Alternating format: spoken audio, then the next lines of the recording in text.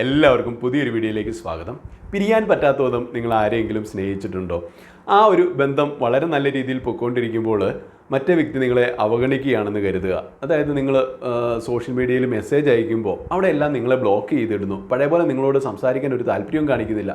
നിങ്ങൾ എത്ര വിളിച്ചാലും കോൾ എടുക്കത്തില്ല. ഇനി കോൾ എടുത്താലും അവിടെയും കട്ടാക്കുന്നു, അല്ലെങ്കിൽ നിങ്ങളെ ബ്ലോക്ക് ചെയ്യുന്നു. ഒരു രീതിയിൽ നിങ്ങളോട് കമ്മ്യൂണിക്കേറ്റ് ചെയ്യാനായിട്ട് ആ വ്യക്തി ശ്രമിക്കുന്നില്ല, നിങ്ങളെ കാണാൻ ശ്രമിക്കുന്നില്ല. എല്ലാ രീതിയിലും ആ വ്യക്തി അവഗണിക്കുന്നു എന്ന് തോന്നിക്കഴിയുമ്പോൾ നിങ്ങൾ എന്താണ് ചെയ്യേണ്ടത്? 5 കാര്യങ്ങൾ നമ്മൾ ചെയ്യേണ്ടതായിട്ടുണ്ട്.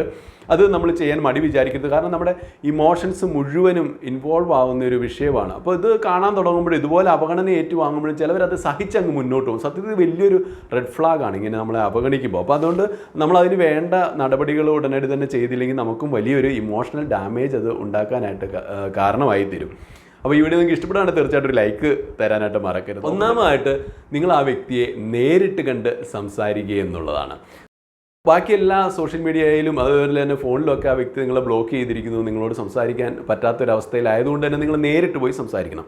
കാരണം എന്താണ് കാര്യമെന്ന് നമുക്കറിയത്തില്ല. അതുകൊണ്ട് തന്നെ നമ്മൾ തുടർന്ന് എന്താണ് നടപടികൾ സ്വീകരിക്കേണ്ടത് അത് അറിയണമെങ്കിലും നമ്മൾ ആ വ്യക്തിയെ നേരിട്ട് കണ്ട് സംസാരിച്ചേ തീരത്തുള്ളൂ. അപ്പോൾ ആ വ്യക്തിയോട് ഓപ്പണായിട്ട് സംസാരിക്കുക. എന്താണ് കാരണം നിങ്ങൾ നല്ല റിലേഷൻ ആയിരുന്നില്ല, അതുകൊണ്ട് തന്നെ ആ വ്യക്തിയോട് നിങ്ങൾക്ക് തീർച്ചയായിട്ടും തുറന്ന് സംസാരിക്കാൻ പറ്റും. എന്തുകൊണ്ടാണ് ഇപ്പോൾ ഇങ്ങനെ ഫോൺ എടുക്കാത്തത്, അല്ലെങ്കിൽ എന്തുകൊണ്ടാണ് മെസ്സേജ് വിടാത്തത്, എന്തെങ്കിലും പ്രത്യേകിച്ച് സംഭവങ്ങളുണ്ടായോ, എന്തെങ്കിലും പ്രശ്നമുണ്ടോ, അതൊക്കെ ചോദിച്ചറിഞ്ഞിട്ട് നിങ്ങൾക്ക് മനസ്സിലാവുന്ന ആ വ്യക്തിക്ക് നിങ്ങളെ തീരെ താല്പര്യമില്ല, അല്ലെങ്കിൽ ബന്ധത്തിൽ തന്നെ തുടരാനായിട്ട് താല്പര്യമില്ലാത്തതുകൊണ്ടാണ് ആ വ്യക്തി നിങ്ങളെ ഉപേക്ഷിക്കാനായിട്ട് അവഗണിക്കാനായിട്ട് ഇങ്ങനെ ശ്രമിച്ചുകൊണ്ടിരിക്കുന്നത്. അങ്ങനെയാണ് നിങ്ങൾക്ക് ഫീൽ ചെയ്യുന്നതെങ്കിൽ ആ വ്യക്തിക്ക് വളരെ ഫ്രീഡം കൊടുത്തുകൊണ്ട് തന്നെ നിങ്ങൾ ചോദിക്കുക. ഈ റിലേഷൻഷിപ്പിൽ നിന്ന് നിങ്ങൾക്ക് വിട്ടുപോകാൻ ആഗ്രഹമുണ്ടോ? ഇപ്പോൾ തന്നെ പറയണം. കാരണം നമ്മുടെ ഇമോഷൻസ് ഇൻവോൾവ് ആവുന്ന കാര്യമാണ്. അതുകൊണ്ട് നിങ്ങൾക്ക് താല്പര്യമില്ല, നമ്മൾ തുടർന്ന് പോകുന്നതിൽ അർത്ഥമില്ലല്ലോ, അപ്പോൾ നമുക്കിവിടെ വെച്ച് പിരിയാം. പ്രത്യേകിച്ച് ഞാൻ ഒരു പ്രശ്നത്തിനും വരത്തില്ല, അപ്പോൾ നിങ്ങൾക്ക് നിങ്ങളുടെ ആഗ്രഹം അതാണെങ്കിൽ പറയുക. അപ്പോൾ ആ രീതി നമ്മൾ വളരെ ഫ്രീഡം കൊടുത്തുകൊണ്ട് തന്നെ പറയുമ്പോൾ ആ വ്യക്തിക്ക് നിങ്ങളെ ഇഷ്ടമില്ല, താല്പര്യമില്ല, ബന്ധം തുടരാൻ താല്പര്യമില്ല, ആ വ്യക്തി അവിടെ വെച്ച് തന്നെ തുറന്നു പറയും. അല്ലെങ്കിൽ നിങ്ങളെ പേടിച്ചിട്ട് ഒരുപക്ഷെ മിണ്ടത്തില്ല. അപ്പോൾ എങ്ങനെയെങ്കിലും നിങ്ങൾ ഇട്ടിട്ട് പോകാനാണ് ഇങ്ങനെ നേരിട്ട് പറയാതെ തന്നെ ഈ അവഗണന വഴി നിങ്ങൾ ആ വ്യക്തിയെ ഉപേക്ഷിച്ച് വെറുത്ത് പോകാൻ വേണ്ടിയിട്ടാണ് ആ വ്യക്തി അങ്ങനെയൊക്കെ ശ്രമിക്കുന്നത്. അപ്പോൾ അതുകൊണ്ട് നമ്മൾ വെറുതെ റിസ്ക് എടുത്ത് നാളെ ശരിയാവും ഇന്ന് ശരിയാവും എന്ന് പറഞ്ഞിട്ട് നോക്കിയിരിക്കാൻ നിൽക്കരുത്. വളരെ കൃത്യമായിട്ട് തന്നെ ചോദിച്ച് മനസ്സിലാക്കുക. ഇനി ആ വ്യക്തിക്ക് പ്രത്യേക സാഹചര്യങ്ങൾ കൊണ്ട് മൂലമാണ് അവഗണിക്കുന്നതെങ്കിൽ ആ സാഹചര്യം സോൾവ് ചെയ്യാനായിട്ട് നിങ്ങൾക്കൂടെ സഹായിക്കുകയും ചെയ്യാം.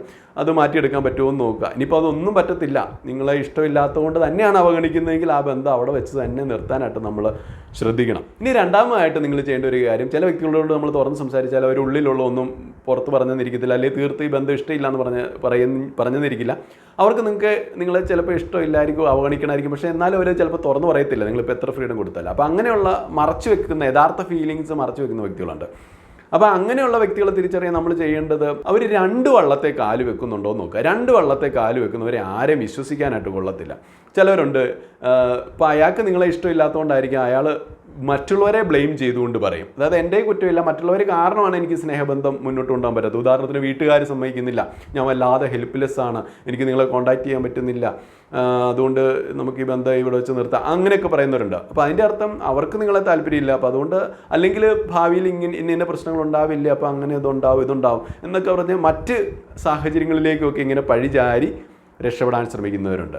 അപ്പോൾ നിങ്ങളോട് സ്നേഹമാണോ എന്ന് ചോദിച്ചാൽ ആന്നവർ പറയും. എന്നാൽ അത് മുന്നോട്ട് കൊണ്ടുപോകാൻ പറ്റുമോ എന്ന് ചോദിച്ചാൽ അറിയത്തില്ല, ഞങ്ങൾ നിസ്സഹായരാണ്, ആ രീതിയിൽ സംസാരിക്കും. അങ്ങനെയുള്ള വ്യക്തികൾ തീർച്ചയായിട്ടും 2 വള്ളത്തെ ചവിട്ടുന്നവരാണ്. അല്ല, അവരോട് സ്ട്രോങ് ആയിട്ടൊരു ഡിസിഷൻ എടുക്കാൻ നിങ്ങൾ ആവശ്യപ്പെടുക. വിവാഹം ചെയ്യാൻ പറ്റുമോ അത് നിങ്ങൾ പറയണം എന്ന് പറയുമ്പോഴും അവരതിൽ നിന്നും വിദഗ്ധമായിട്ട് ഒഴിഞ്ഞു മാറും. അതിനൊക്കെ പിന്നെ സമയമുണ്ടല്ലോ.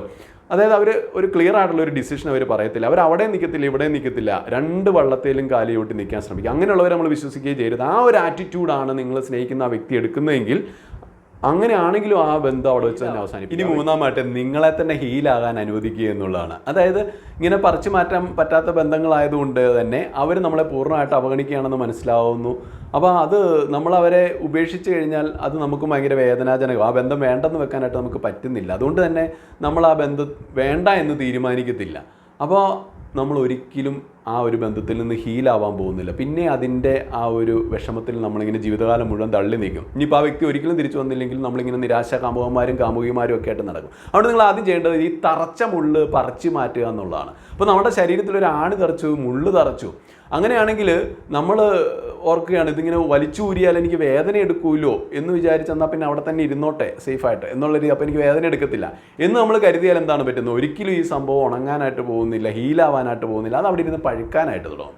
അപ്പോൾ അത് പിന്നെ ഒരുപാട് പ്രശ്നങ്ങളിലേക്ക് നയിക്കും, അവസാനം നമ്മൾ മരിച്ചു പോയെന്ന് വരെ ഇരിക്കാം. അപ്പോൾ അതുപോലെ തന്നെയാണ് നമ്മുടെ ഒരു വ്യക്തിയെ നമ്മളിങ്ങനെ സ്നേഹിക്കുന്നു, ആ വ്യക്തി നമ്മളെ പൂർണ്ണമായിട്ട് അവഗണിക്കുക എന്ന് മനസ്സിലാവുന്നു, എന്നിട്ടും നമ്മൾ ആ ബന്ധം വിട്ടുകളയുന്നില്ല. കാരണം നമുക്ക് ആ വ്യക്തി ഇല്ലാതെ ജീവിക്കാൻ പറ്റത്തില്ല എന്നാണ് നമുക്ക് തോന്നുന്നത്. അപ്പോൾ ആ ഒരു ചിന്ത തന്നെ മാറ്റാൻ പറ്റണമെങ്കിൽ നമ്മൾ ഈ ഒരു ബന്ധം അവിടെ വെച്ച് തന്നെ അവസാനിപ്പിക്കാനായിട്ട് തീരുമാനിക്കുക. എന്തുകൊണ്ട് ആ വ്യക്തി തന്നെ പൂർണ്ണമായിട്ട് ഉപേക്ഷിച്ചു, അത് ആ ഒരു സത്യം നമ്മൾ മനസ്സിലാക്കുക. അതൊരു വസ്തുതയാണ്. അത് നമുക്ക് വെറുതെ കണ്ണടച്ചിരുട്ടാക്കാൻ പറ്റത്തില്ല എന്ന് പറഞ്ഞ പോലെ ആ വ്യക്തി എന്നെ സ്നേഹിക്കുന്നില്ല, അത് നമ്മൾ അംഗീകരിക്കുക. ആ യാഥാർത്ഥ്യം അംഗീകരിച്ചുകൊണ്ട് തന്നെ നമ്മൾ ആ ഒരു ബന്ധം പറിച്ചു മാറ്റാനായിട്ട് ശ്രമിക്കുക. ആ ബന്ധം ഇവിടെ വെച്ച് തന്നെ സ്റ്റോപ്പ് ചെയ്യുന്നു എന്ന് നമ്മൾ തന്നെ തീരുമാനിക്കുക. അപ്പോൾ അങ്ങനെ തീരുമാനിക്കുന്നിടത്താണ് ഈ മുള്ള് ഇവിടുന്ന് ഊരിയെടുക്കുന്ന ഒരു ഫലം ചെയ്യുന്നത്. അല്ലേ അതവിടെ ഇരുന്ന് പഴക്കാനായിട്ട് വേണം. അപ്പോൾ നമ്മൾ ഈ ഒരു മുള്ള് ഊരിയെടുത്ത് ഈ ബന്ധം എനിക്ക് വേണ്ട, പോട്ടമില്ല, എന്നെ അവഗണിക്കുന്നതിന് എനിക്ക് വേണ്ട, അല്ലെങ്കിൽ എന്നെ സ്നേഹിക്കാത്ത ഒരു വ്യക്തി എനിക്ക് വേണ്ട, സ്നേഹിക്കാത്ത ഒരു പെൺകുട്ടിയെ എനിക്ക് വേണ്ട, അല്ലെങ്കിൽ എന്നെ തിരിച്ച് സ്നേഹിക്കാത്ത ഒരു പുരുഷനെ എനിക്ക് വേണ്ട, ഇത് തീരുമാനിച്ചുകൊണ്ട് സഹനം അവിടെ വെച്ച് തന്നെ അവസാനിപ്പിക്കുക. ആ മുള്ള അങ്ങോട്ട് ദൂരോട്ട് കളഞ്ഞേക്കുക. അങ്ങനെ ദൂരെ കളയാനുള്ള ഒരു ഗട്ട്സ് നമുക്കുണ്ടാകുമ്പോൾ, ഒരു ശക്തി നമുക്കുണ്ടാകുമ്പോൾ നമ്മൾ തന്നെ ഹീലാവാനായിട്ട് തുടങ്ങും. ആ ബന്ധം അവിടെ ഉപേക്ഷിക്കാൻ തീരുമാനിച്ചു കഴിയുന്ന ക്ഷണത്തിൽ തൊട്ട് നമ്മളിവിടെ ഹീലാവാനായിട്ട് തുടങ്ങും. അപ്പോൾ ആ ബന്ധത്തിൽ നിന്ന് പെട്ടെന്ന് തന്നെ നമുക്ക് വിമുക്തമാകാൻ പറ്റും. നമ്മൾ ഇത് ഊരിക്കളഞ്ഞാലേ നമ്മൾ സുഖപ്പെടുമോ ഇല്ലയോ എന്ന് അറിയാൻ പറ്റത്തില്ല. അപ്പോൾ ഊരിക്കളഞ്ഞ് കഴിയുമ്പം എല്ലാം സുഖപ്പെടാൻ തുടങ്ങും. അപ്പോഴേ നമുക്ക് ആ ഒരു സൗഖ്യം അനുഭവിക്കാനായിട്ട് പറ്റത്തുള്ളൂ. അതിന് ആദ്യമേ ആ ഡിസിഷൻ എടുക്കണം. എടുത്തില്ലേ അവിടെ ഇരിക്കും, പഴുക്കും, അത് മൊത്തത്തിൽ പ്രശ്നമാവും. ഇനി നാലാമതായിട്ട് മൂഢസ്വർഗത്തിൽ നിന്നും പുറത്ത് കിടക്കുക എന്നുള്ളതാണ്. അതായത് ഇനിയും ചിലവർ ആ പ്രതീക്ഷ വെച്ച് പുലർത്തുകയാണ്. ഈ ബന്ധം കുറച്ച് കഴിയുമ്പോൾ ഇപ്പോഴും ഇങ്ങനെ പ്രശ്നമാണെങ്കിലും എന്നെ അവഗണിക്കുന്ന വ്യക്തി കുറച്ച് കഴിയുമ്പോൾ എൻ്റെ സ്നേഹം തിരിച്ചറിയും, അപ്പോൾ എൻ്റെ പിന്നാലെ വരും, അല്ലെങ്കിൽ എന്നെ തേടി വരും എന്ന് വിചാരിച്ചിരിക്കുന്നവരുണ്ട്. ചില അവസരങ്ങളിൽ തേടി വന്നിരിക്കാം. അത് പക്ഷേ ഈ ആദ്യത്തെ 1-2 സ്റ്റെപ്പിൽ തന്നെ നമുക്കറിയാം അവർ തിരിച്ചു വരുമോ ഇല്ലയോ എന്ന്. അപ്പോൾ അങ്ങനെ ഒട്ടും തിരിച്ചു വരികയല്ല, നമുക്ക് ബോധ്യമായി കഴിയുമ്പോഴത്തെ കാര്യമാണ് ഇനി പറയുന്നത്. അപ്പോൾ അങ്ങനെ വരുമ്പോൾ നമ്മൾ പിന്നെ അത് പ്രതീക്ഷിച്ചുകൊണ്ടിരിക്കരുത്. ഇത് ആരെങ്കിലും നിങ്ങളെ ഇതിനോടകം ആ രീതി തേച്ചിട്ട് പോയിട്ടുണ്ടെങ്കിൽ പിന്നീടും അവർക്ക് വേണ്ടിയിട്ട് ഇങ്ങനെ നോക്കിയിരിക്കരുത്, അവരെ പ്രതീക്ഷിച്ചിട്ട്. അപ്പോൾ അതൊക്കെ ഒരു അടഞ്ഞ അധ്യായമായിട്ട് കരുതുക. ആ ഒരു പ്രതീക്ഷയിൽ നിന്ന് നിങ്ങൾ ആദ്യമേ പുറത്ത് കിടക്കുക. നിങ്ങൾക്ക് പ്രതീക്ഷിക്കാൻ ഒരുപാട് കാര്യങ്ങളുണ്ട് ലൈഫിൽ. അപ്പോൾ ആ ലൈഫ് ആസ്വദിക്കാനായിട്ട് പിടിക്കും. നമുക്ക് ഒരേ ഒരു ജീവിതമേ ഉള്ളൂ. അത് നമ്മളെ സ്നേഹിക്കാത്ത ഒരാൾക്ക് വേണ്ടി കരഞ്ഞു തീർക്കേണ്ടതല്ല. അപ്പോൾ അതുകൊണ്ട് അതിൽ നിന്ന് പുറത്ത് കിടക്കുക. പ്രത്യേകിച്ച് ചില ബന്ധങ്ങളിലൊക്കെ അകപ്പെട്ടു പോയിട്ട് ഇപ്പോഴും അവർക്ക് മറ്റേ വ്യക്തിക്ക് നിങ്ങളെ ഒട്ടും താല്പര്യമില്ലാത്ത വ്യക്തികളുണ്ട്. അവരവരുടെ പാട്ടിന് പോയി, എന്നിട്ടും അവർ തിരിച്ചു വരുമെന്ന് പറഞ്ഞ് കരഞ്ഞുകൊണ്ടിരിക്കുന്ന ഒരുപാട് പേരെ കണ്ടിട്ടുണ്ട്. അതുകൊണ്ടാണ് ഞാൻ ഇതൊക്കെ പറയുന്നത്. ഇനി അഞ്ചാമതായിട്ട് replace your old memories with new happy memories എന്നുള്ളതാണ്.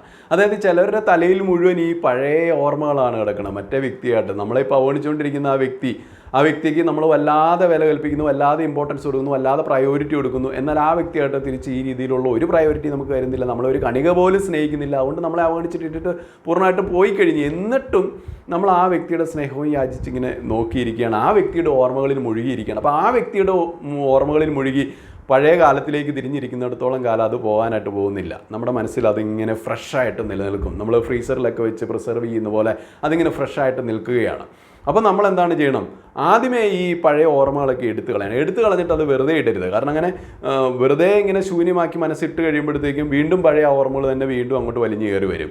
അതുകൊണ്ട് തന്നെ നമ്മൾ അതിനെ പുറത്താക്കി കഴിഞ്ഞിട്ട് പുതിയ സംഭവങ്ങൾ കൊണ്ട് നമ്മൾ റീപ്ലേസ് ചെയ്യണം. പുതിയ നല്ല ഹാപ്പി മെമ്മറീസ് നമ്മൾ ഉണ്ടാക്കണം.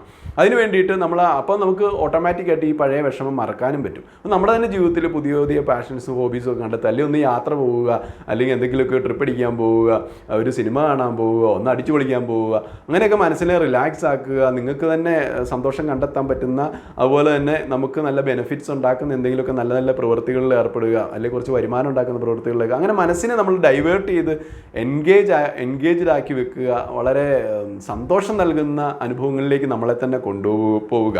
അപ്പോൾ 1-2 ആദ്യത്തെ കുറച്ച് ദിവസങ്ങളിലൊക്കെ നമുക്ക് പാടായിരിക്കും, പഴയ മെമ്മറികളൊക്കെ പിന്നെയും കയറി വരും.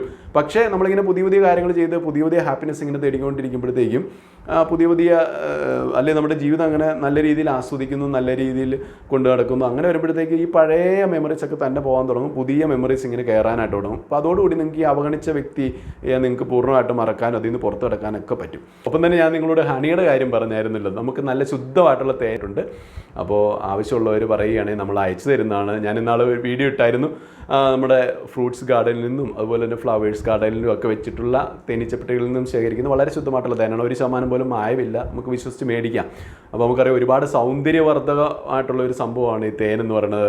ചില നടീനടന്മാരൊക്കെ ഇൻ്റർവ്യൂവിൽ വെളിപ്പെടുത്തിയിട്ടുണ്ട്, ഞങ്ങളുടെ സൗന്ദര്യത്തിൻ്റെ രഹസ്യം പതിവായി ഇങ്ങനെ തേൻ കഴിക്കുന്നതുകൊണ്ടാണെന്ന്. ഒരു ആരോഗ്യകരമായിട്ടുള്ള അളവിലൊക്കെ തേൻ കഴിക്കുകയാണ് തീർച്ചയായിട്ടും നമ്മുടെ ആരോഗ്യത്തിനും സൗന്ദര്യത്തിനും ഒക്കെ അത് ഗുണം ചെയ്യും, യുവത്വം നിലനിർത്താനും ഒക്കെ സഹായിക്കുന്ന ഒരു സംഭവമാണ്. നമുക്കധികം പെട്ടെന്ന് ഏജ് പിടിക്കാതെയൊക്കെ നോക്കുന്ന ഒരു സംഭവമാണ്. അപ്പം അത് മായം കലർത്താതെ കിട്ടുക എന്ന് പറഞ്ഞാൽ അതിലും വലിയൊരു കാര്യമാണ്. നമുക്ക് കടകളിൽ നമുക്ക് വിശ്വസിച്ചിട്ട് സത്യം പറഞ്ഞാൽ പലപ്പോഴും ഞാൻ തന്നെ കടകളിൽ നിന്ന് മേടിച്ചിട്ടുള്ളപ്പോഴൊക്കെ അതിലൊക്കെ എന്തൊക്കെയോ മായം കലർന്നിട്ടുള്ളതായിട്ട് നമുക്ക് ടേസ്റ്റ് ചെയ്യുമ്പോൾ തന്നെ മനസ്സിലാവും. അപ്പോൾ അതുകൊണ്ട് ഇപ്പോൾ എനിക്കങ്ങനെ സബ്സ്ക്രൈബേഴ്സ് പലരും ചോദിച്ചിട്ടുണ്ട് അങ്ങനെ മായമില്ലാത്ത തേൻ കിട്ടുമോ എന്ന് ചോദിച്ചുകൊണ്ട് ഞാൻ കുറച്ച് എൻ്റെ അടുത്തുള്ള വ്യക്തിയുടെ കയ്യിൽ നിന്ന് അവർ കളക്ട് ചെയ്തപ്പോൾ വാങ്ങി വെച്ചിരിക്കുന്നതാണ്. അപ്പോൾ അതുകൊണ്ട് അത് തീർന്നു പോകുന്നതിന് മുമ്പ് ആവശ്യമുള്ളവർ ചോദിക്കുകയാണെങ്കിൽ അയച്ചു തരുന്നതായിരിക്കും. ഞാൻ എൻ്റെ വാട്സാപ്പ് നമ്പർ ഈ സൈഡിൽ കൊടുത്തിട്ടുണ്ട്. അപ്പോൾ അതിൽ കോൺടാക്ട് ചെയ്താൽ മതി. എൻ്റെ ഡീറ്റെയിൽസ് ഒക്കെ അവിടെ തരാം.